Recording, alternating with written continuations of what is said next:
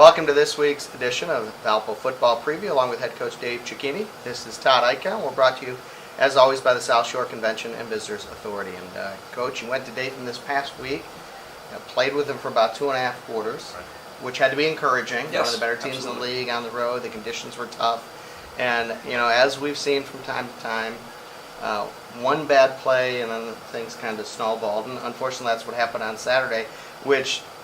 You look at the final score, it's hard to believe that you guys outgained them, but it was just like a bad 5-6 minute stretch that determined the game, and that's part of football, I guess. Like a lot of football games, it came down to turnovers.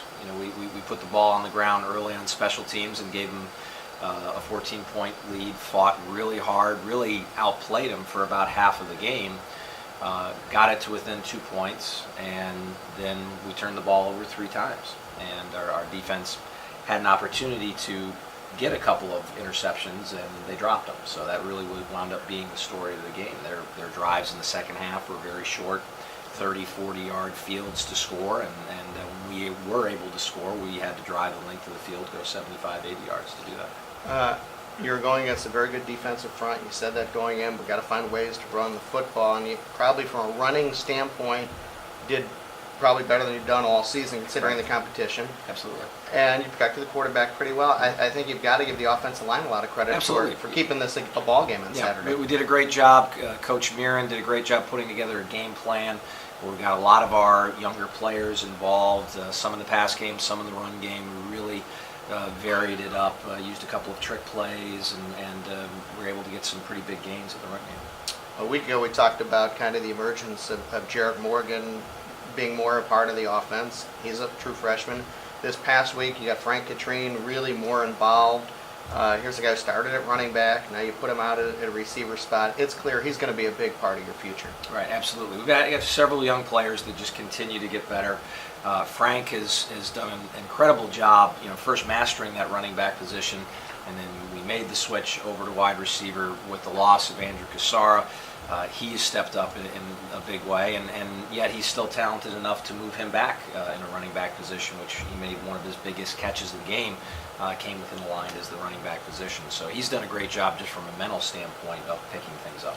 As we're talking about the offense, unfortunately, you had key injuries on Saturday, and guys who've been major parts of the offense, and it'd be big to have Cassara back this week because it looks like probably no Tanner Karamata, and that a monumental loss, and that really affected the offense, throwing the ball at least in the second half. Sure, absolutely. Tanner, as I said, going into this season, he's probably our best talent, certainly at the wide receiver position, possibly in the entire offense. And so losing him hurts, but we'll continue to adapt and be creative and get 11 guys out there who can help us win football games. The defense at times played well, and I thought they kept you in the game in the second quarter. Those short fields, and you guys forced a bunch of punts, and it seems like maybe this is 2-3 weeks now where the defense wears down a little bit late in the ball game. Is that simply a case of some guys being young and maybe being out on the field a little bit too long?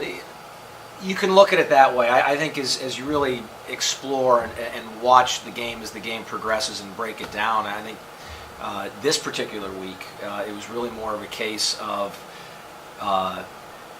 they had to take the field and defend 20 yards only, or 30 yards, or 35 yards, and credit Dayton. They made a couple of outstanding plays in the scores to pull the game away. A great one-handed catch in the end zone, perfect coverage, and sometimes there's nothing you can do about that. So I think it was a combination really more of having such a short field to defend and Dayton stepping up and making plays.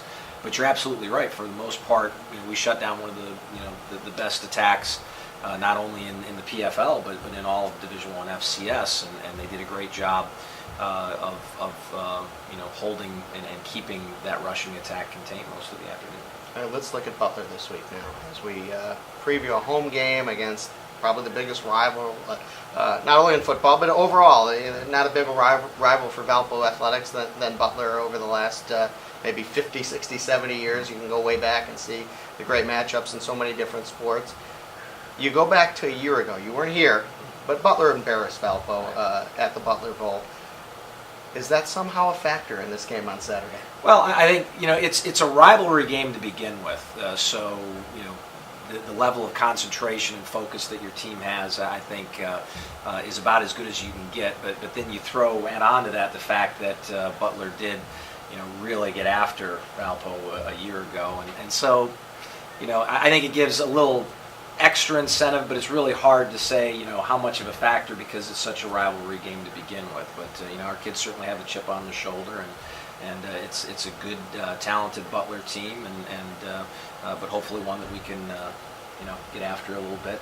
Offense, defense, special teams. If we keep getting better and playing our game, we can make this a ball game. Butler hasn't had the success they had a year Right. ago, but they did score 62 points this past Right. week. They've got a freshman running back who's doing a lot of the work right now. Absolutely. And, they had a big part of that success, kind of like our game in Dayton pulling away, was made off of turnovers. A fumble return for a touchdown, an interception return for a touchdown. And to me, that's really where I look at it. It's their defense that drives their team. The number of turnovers that they're generating.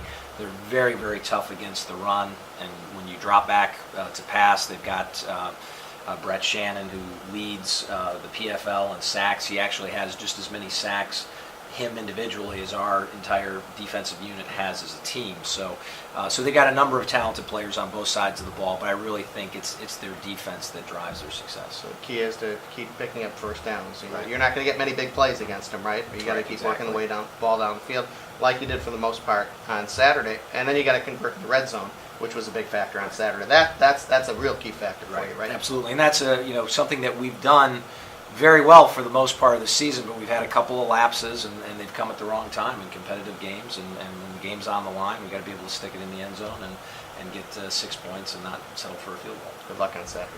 Thanks. For head coach Dave Cicchini, this is Todd Eichow. Thanks for joining us, everybody, this week on Valpo Football Preview, brought to you by the South Shore Convention and Visitors Authority.